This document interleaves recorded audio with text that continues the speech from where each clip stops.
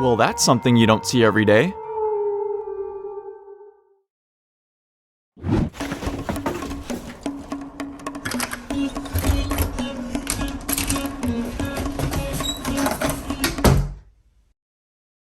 I should be safe in here for the night.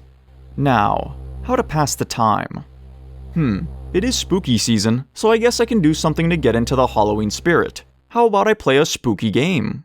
I have some old systems here, a monitor, a power strip I plugged into the outlet outside before coming in here, and the necessary cables and stuff. Now all that's left are...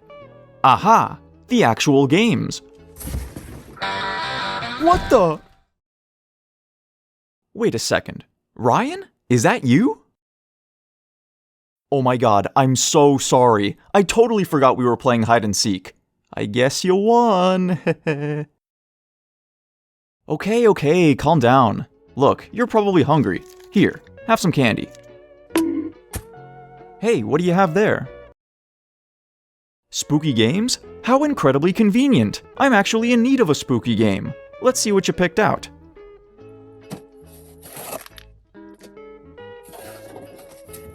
Super Castlevania 4?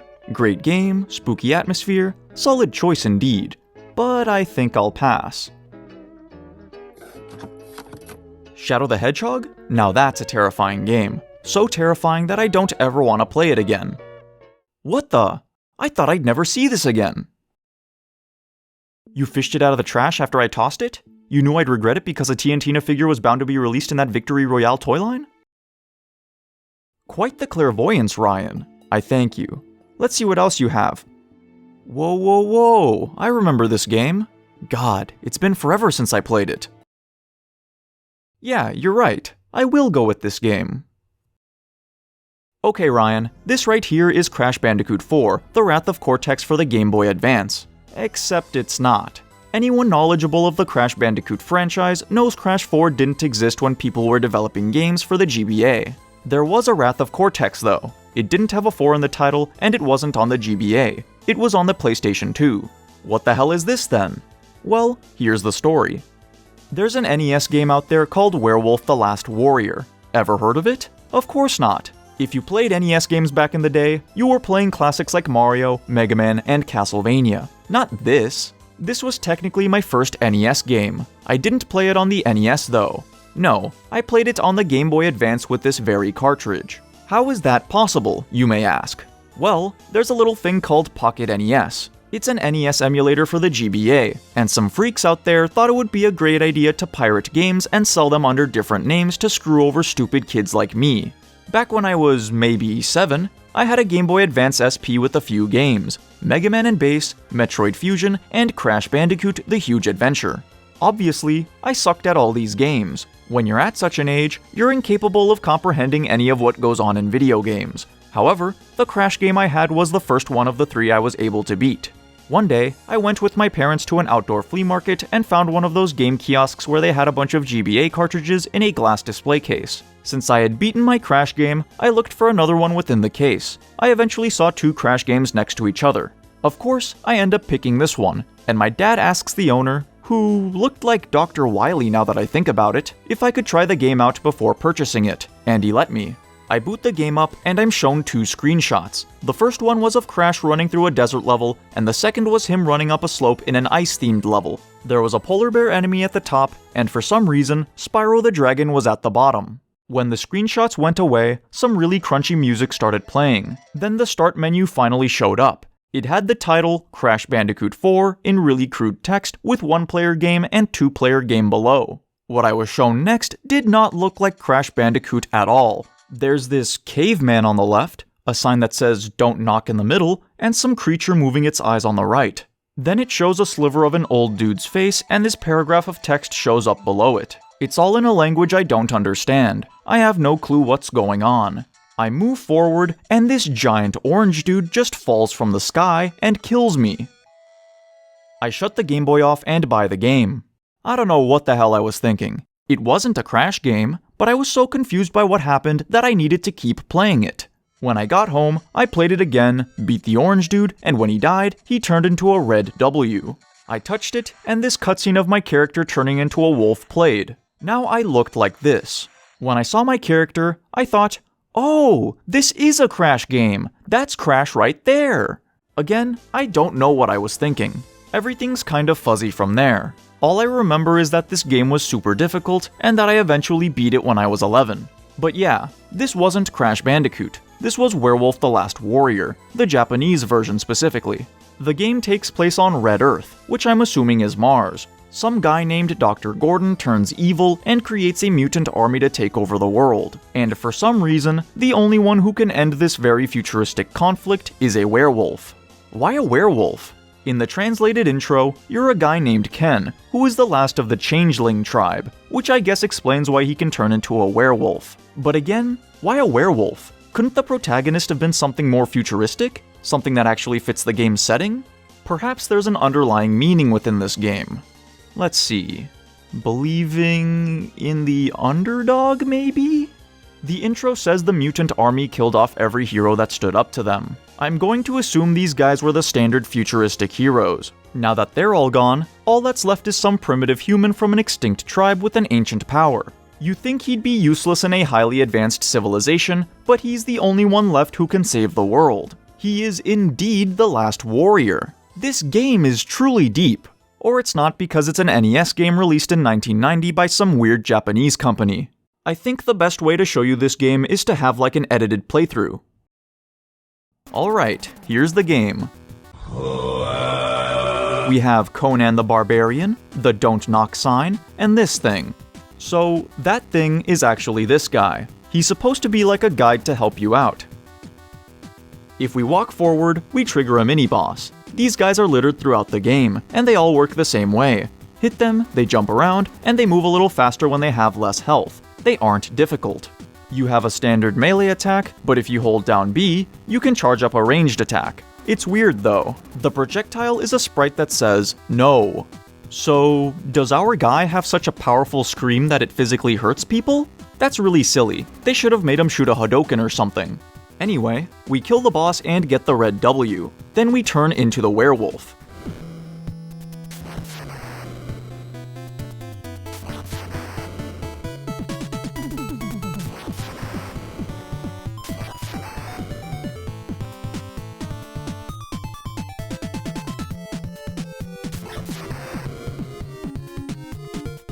You're way more powerful in this form. You have more range with your weird claw arms, you can jump super high, and climb on walls and along ceilings. You can also crawl when you're in werewolf form, but not when you're human, which is weird.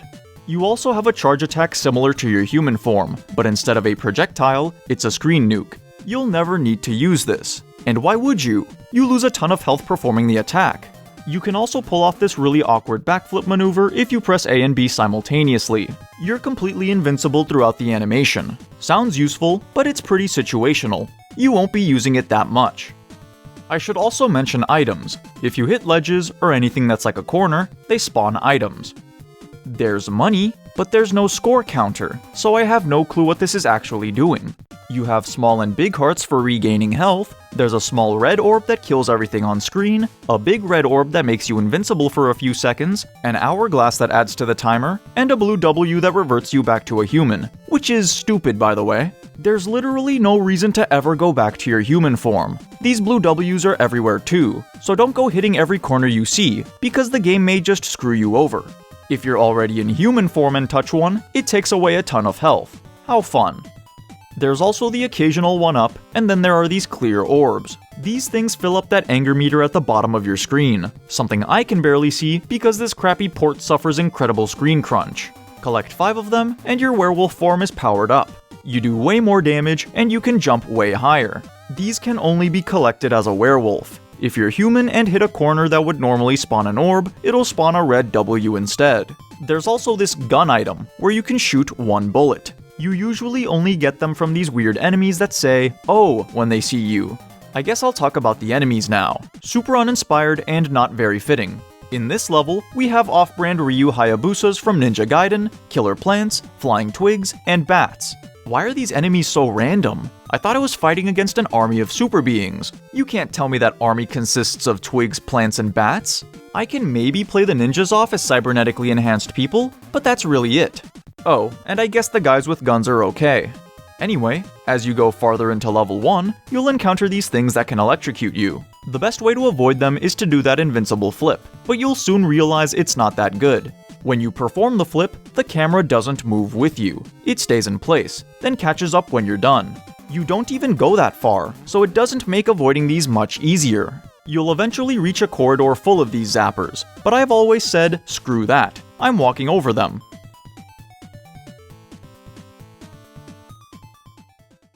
Here's the first boss, Mucus Man. We're never even given a name for this guy. Each level has these title cards that introduce its boss, but they don't do that for the first level, so this slime guy is nameless.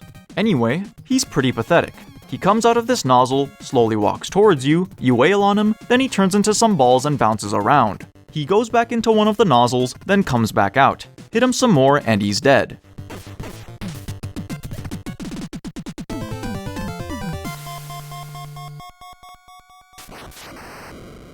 Now, I will admit, the cutscene that plays after beating a boss is pretty cool. It's just really good sprite art. Okay, level 2, Mad City. The boss is Ironhead. I always thought this guy looked a bit like Juggernaut. Anyway, Mad City's just a rundown town with... What the hell is that? Why is there a green midget with rocket boots in this game? And why does it have a tank top with an M on its back? You got it set to M for Mini, when it should be set to W for Wumbo. You spend most of this level in the sewers. There are pipes that spew sewage when you get close, there's radioactive poop water you have to jump over, then we have enemies like bats and sewer people.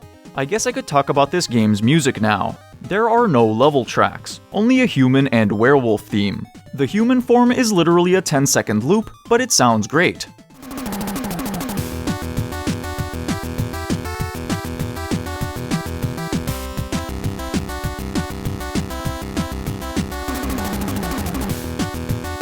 The werewolf theme honestly sucks.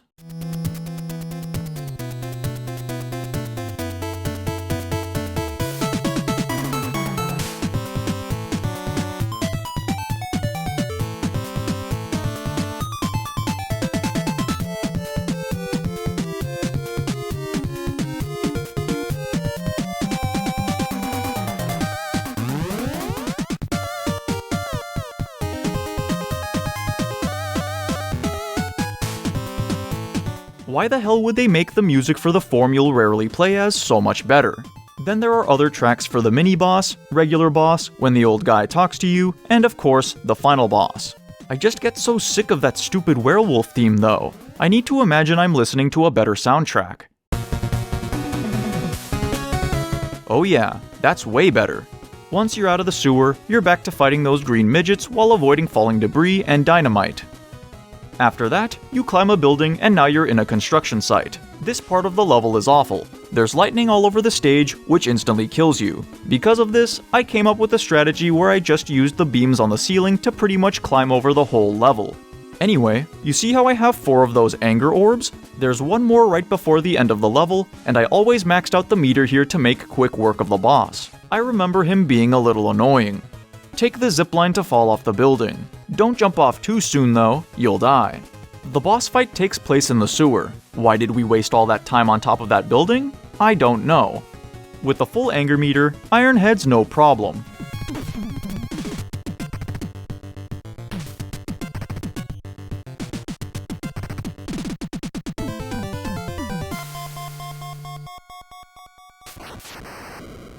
Okay, for the first part of this level, we fight a guy named the Giant Head. In the second part, we fight Fireman. In terms of plot, we're infiltrating an underground laboratory known as the Madness Base, or as the Japanese version calls it, Madness.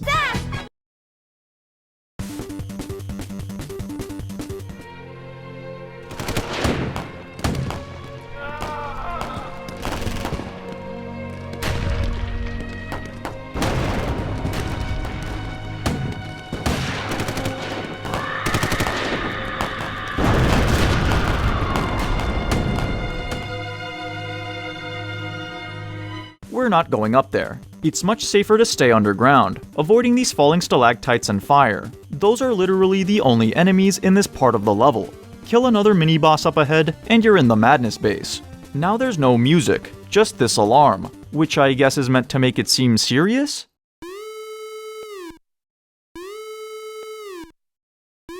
Like, whoa, no music. That means something crazy's coming up. So immediately, you're given two options: go forward or up the ladder. I always went up the ladder because they put those zapper things in the hallway. Anyway, when you take the top level, you encounter a purple mini-boss. Is that the giant head boss they spoke of at the beginning? It can't be, right? This is probably one of the most confusing things about this game. Giant Head's considered a boss, and we were supposed to fight him in the previous area, 3-1. I just think this is Giant Head because he's purple, like the character art. If it's not though, what happened to him? I honestly believe the developers intended to have a boss in level 3-1, but forgot to add him. So, by the end of development, one of the designers was like, 朋友是一个坚韧不拔的纪录片。早上好，中国！现在我有冰淇淋，我很喜欢冰淇淋，但是速度与激情就在香港这座城市的设置，主演钱德勒、罗斯、福波斯伊、瑞秋、莫妮卡和一些其他他妈的演员。No。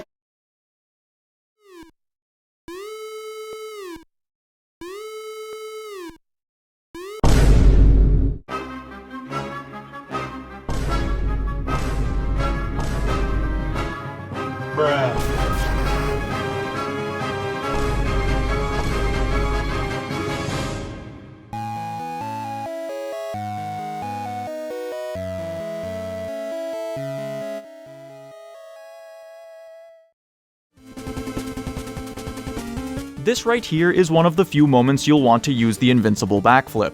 A tight corridor with bottomless pits and zappers conveniently placed at spots you'd be in when trying to jump. Go up here and avoid hitting these two boxes. They both have blue W's, and you do not want to be human for this boss. Fireman is definitely the most annoying boss in the game. He runs from side to side, will occasionally shoot a projectile, and jumps into the room depending on your position. The strategy is to stand on this exact box, wait for him to jump right in front of you, and hit him. After that, he'll either fly off the screen, where you just wait for him to jump into you again, or run along the floor, in which case you jump up to the higher platform and wait there until he disappears. Once he's defeated, the madness base breaks down, sinking into the sea with you in it. I guess they're trying to make it all emotional, like, oh no, Werewolf's dead, the bad guy won after all. But the last sentence in this dialogue block basically states, oh yeah, he's not dead.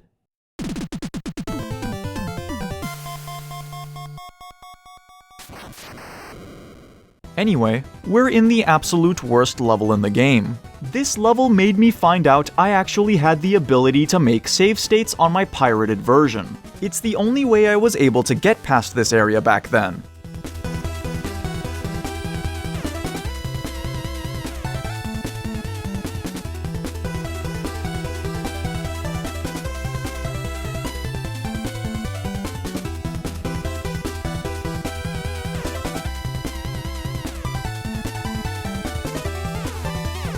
So, this level has bottomless pits and piranhas that like to jump out at you once you're right above them. If you get hit by one, you could potentially lose a life because of the knockback.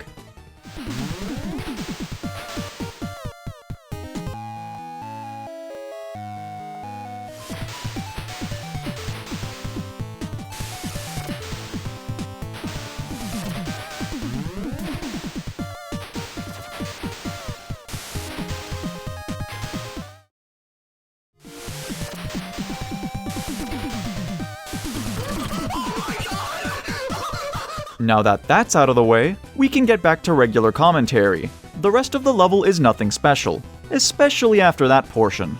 These stupid robots with terrible AI show up though. They rise up from the bottom of the screen, then hover at the top. They like dropping bombs. If you get in their line of sight, they blast you, and that projectile is so fast, there's no way of avoiding it if it's already on screen. Sometimes they'll shoot as they're rising to the top, catching you off guard. They can also swoop down to your level and blast you there. Super annoying enemies, especially since the hitboxes on your aerial attacks are awful. This level's boss is pretty annoying, as he's a time waster. Here's the strategy. Crouch walk over to him to avoid the toenail he shoots. Hit him, immediately walk away, stay crouched to avoid the second toenail, walk back towards him, and hit him again. This second hit won't do any damage. Immediately jump over to the platform on the left. He turns into an invincible donut. When he rolls over to the right, jump back down, and repeat the process. Once you get him to half health, he'll transform into a flying testicle. Now he'll fly from side to side at the top of the screen and seemingly drop down to touch you whenever he feels like it. But he actually drops down when you're directly below him, as well as moving in the same direction as him. He'll move back up, then you just repeat the process. Overall, lame boss just like the rest.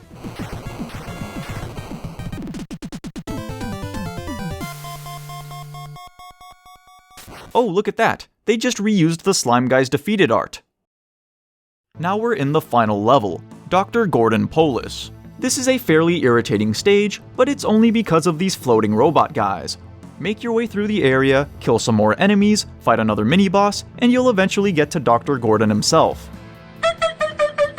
He laughs, drinks some serum, and transforms into a werewolf. Now, I love the idea of this boss. The werewolf power comes from an ancient ritual from an extinct tribe. It's not science, it's magic. It's only natural for Dr. Gordon to take interest in such a power, and try to use it against the protagonist. Perhaps Dr. Gordon believed, sure, this werewolf guy has an ancient magical power, but with my superior intellect, I shall create a serum that not only replicates his power, but fully enhances it. We can see this from the coloration of his sprite. It resembles you when your anger meter is full. You can only do 1 peg of damage to him per hit, but he can do 4. Dr. Gordon may be smarter and stronger than you, but in the end, you are the superior fighter because you have the heart. Too bad the boss is the most pathetic one in the game. He'll run towards you, you hit him, he'll jump backwards, then run at you again. Rinse and repeat, and he's dead. Incredibly pathetic boss, but it makes sense. Sure, Dr. Gordon replicated the werewolf ability at full power, but he didn't know how to control it. Just because you're playing as the supposed best character in a fighting game doesn't mean you're going to be winning every match. It all depends on the player. Anyway, lame boss gameplay-wise, but the music was pretty cool.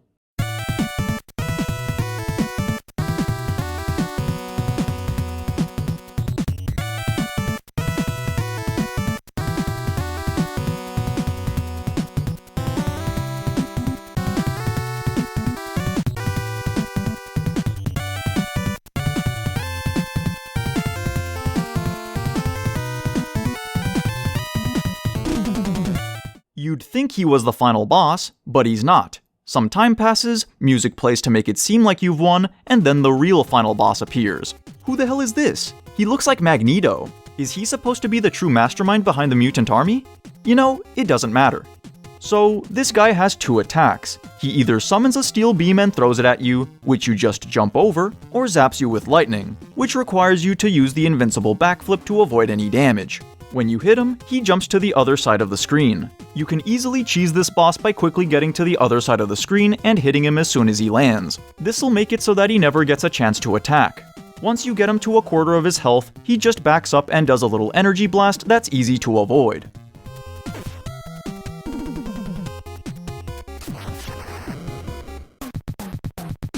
There we go, we beat the game. I have no clue what this says, but who cares? NES game endings are usually pretty lame anyway. So, what do I think of this game after years of not playing it? Well, I still don't really like it. Don't get me wrong, the concept is great, but it's not executed very well. And that's because it's an NES game made by Data East. Data East made some weird stuff, and trying their hand at something with a more serious tone wasn't going to work out too well. I feel awesome playing something like Castlevania or Ninja Gaiden because the setting is cool, the protagonist is cool, and the gameplay is cool. Werewolf the Last Warrior doesn't give me that same feeling, even though it can technically be grouped with these 2 games. It's an action platformer with a serious story, but it has numerous issues. Crappy level design, absurd enemies, unfair difficulty, stuff that's just out of place, and a number of other things. Mix it all together, and you get one of those weird games you keep at the back of your shelf, behind the rest of your collection, never to be played again. I think if some other company developed this game, like Capcom, and made it much later, it would have been better. It feels like it was ahead of its time, and would have been better on a more advanced system. In conclusion, Werewolf the Last Warrior is not that great a game. It's not a very memorable one either, especially if you played other classic NES games back in the day. I want to say I liked it, but I really didn't. If it were made by a better company for a more powerful system, I think it would have not only been better, but more popular. In the end, I think this game suffered a cruel fate. It's nothing more than a mediocre, obscure NES game. The problem is, there are so many other NES games like that, so it isn't even special in that regard. I think I've done enough rambling. Werewolf the Last Warrior is not the best game out there. I don't recommend it. Just play the better NES games instead. If I had to rate it, I'd give it a 3 out of 10. Well, Ryan, what did you think of the game?